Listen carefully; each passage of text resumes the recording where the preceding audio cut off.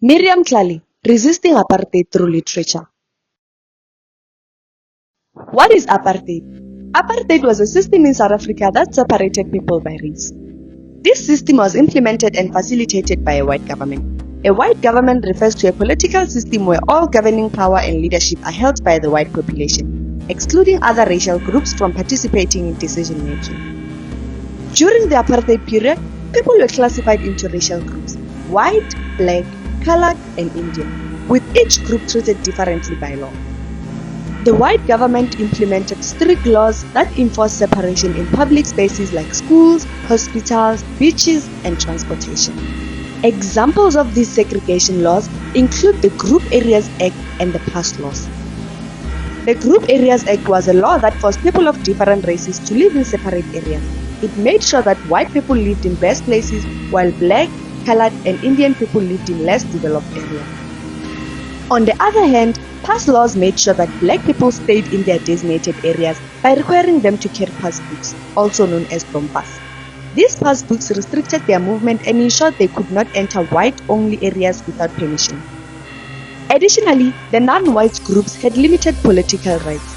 They could not vote nor participate in the government, while the white minority held all the political power.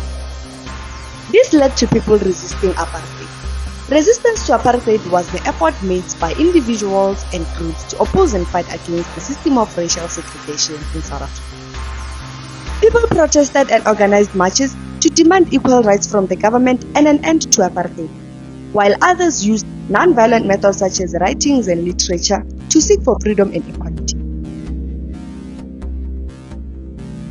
In this essay, I'm going to examine how Miriam Tlali used literature to challenge apartheid. To do this, I'm going to delve into how her writings confront the injustices of apartheid, amplify the voices of black women, and foster social awareness, ultimately playing a crucial role in the fight against racial oppression in South Africa. Miriam Tlali was a black woman born on the 11th of November 1933 in Johannesburg, South Africa. She grew up during apartheid, therefore she witnessed firsthand the harsh realities of racial segregation and discrimination. Her experiences during apartheid and the challenges faced by black women deeply influenced her perspective and fueled her desire to speak out. As a writer, Miriam used her work to challenge the injustices of the apartheid system. Through her stories, she gave voice to the voiceless black South Africans, especially women, and shed light on the harsh realities of racial oppression. The whites, with a few exceptions, are ignorant of the Africans' living conditions. This is partly due to their indifference and partly to their misconceptions. The Africans, on the other hand, know more about whites because they have to know them in order to survive. She became one of the first black South African women to use her voice to challenge the injustices of apartheid through writing, becoming an important figure in the country's literary and activist movements. One of Miriam's most famous work is Mural at Metropolitan, which was published in 1975. This novel is based on her experiences working in an office in Johannesburg. It highlights the discrimination and oppression black workers faced under the apartheid in their working environments. The book was banned by the apartheid government. However, it gained international recognition, which was important in the anti-apartheid movement. The Metropolitan, I think this is the one that's most popular and that shot her to, be known. The blurb or the backbeat, banned when it was first published in South Africa, Mural at Metropolitan is one of the most distinctive novels to have come out of South Africa. The tale is set in a bustling furniture and electronics store catering for poor whites and blacks. It describes the daily experiences of the black accounts typist, Muriel, her relationships with her colleagues, and her feelings about the stream of customers who come into the shop. It is remarkable for its combination of gentle humor and wealth of detail about life on the fringes of white society. Miriam Tlali's first novel gives evidence of a rare and precious talent. And then one of the comments is, it ought to be compulsory reading. It's humorous, witty, and truly written. The injustice and tragedy are no less plain for being unpolemically shown. In 1984, Miriam Tlali also published a book titled Mihloti, which translates tears in Tsonga. Unlike her novels, This book is a collection of short stories, essays, and interviews, offering a variety of forms through which Tlali expresses the struggles and resilience of Black South Africans, particularly women, under apartheid.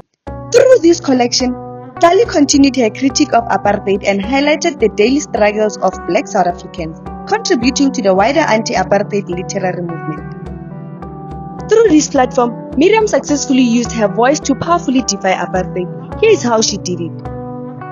Firstly, Miriam was able to tell the truth about the impact of apartheid on non-whites living in South Africa. Her work successfully depicted the daily lives of Black South Africans living in South Africa. By focusing on lived realities of segregation, discrimination, and oppression, she exposed the brutal system to readers both in South Africa and internationally. Her work also challenged the heavy censorship that was posed by the apartheid government. Despite this heavy censorship, Tlali continued to write and publish works that openly criticized the government and portrayed the life of non-whites living in South Africa. Much of Tlali's writing centered on the experience of Black women. By telling the stories of Black women in South Africa, she resisted the apartheid system's attempt to erase Black voices and narratives, especially those of women. Through these stories, it can be said that she created space for Black voices. Not only did she encourage resistance through storytelling, but she also created a platform for marginalized authors to share their experiences and fight against the system through literature.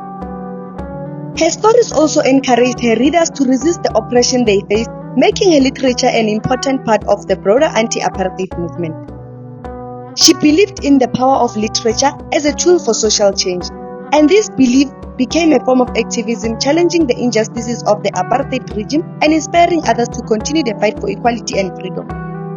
A good book, if it has the right messages in it, it can change a whole human being into something he never thought he would be. Miriam Tlali's legacy is defined by her role as the first Black South African woman to publish a novel and her activism through writing. Her books shed light on the harsh realities of apartheid, especially for Black women.